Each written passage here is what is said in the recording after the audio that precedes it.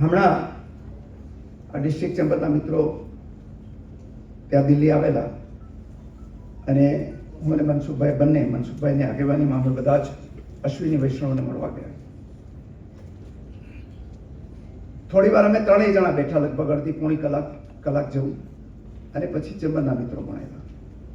એના નાના મોટા પ્રશ્નોની તો ચર્ચા થઈ, પણ અમે એને કીધું કે તમે અહીંયા પોરબંદરનું જે પોર્ટ છે એમાં થોડાક આગળ જાઓ તો 15-17 મીટરનો ડ્રાફ્ટ ત્યાં અવેલેબલ છે, જે બીજે ક્યાંય નથી. એટલે અમારે રેલવેની સિસ્ટમ સ્ટ્રેન્થન કરવી પડે. પહેલા બંદર બની જાય તો માલ કેવી રીતે લઈ જવાનો?